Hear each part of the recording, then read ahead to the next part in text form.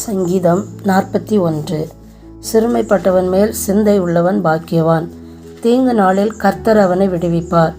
கர்த்தர் அவனை பாதுகாத்து அவனை உயிரோடே வைப்பார்.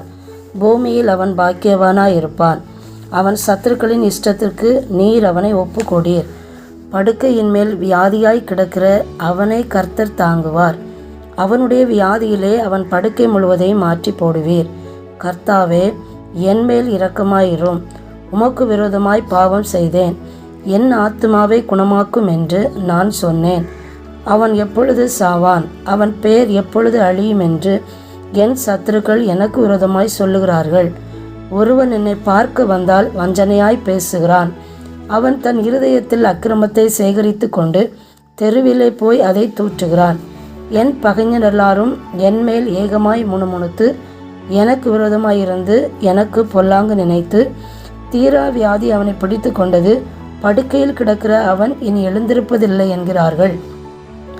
என் பிராண சிநேகிதனும் நான் நம்பினவனும் என் அப்பம் புசித்தவனுமாகிய மனுஷனும் என்மேல் தன் குதிகாலை தூக்கினான்.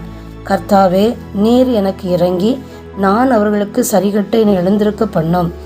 என் சத்துரு என்மேல் ஜெயம் கொள்ளாததினால் நீர் என்மேல் பிரியமாயிருக்கிறீர் என்று அறிவேன். நீர் என் உத்தமத்திலே என்னை தாங்கி என்றென்றைக்கும் உடைய சமூகத்தில் என்னை நிலைநிறுத்துவீர்.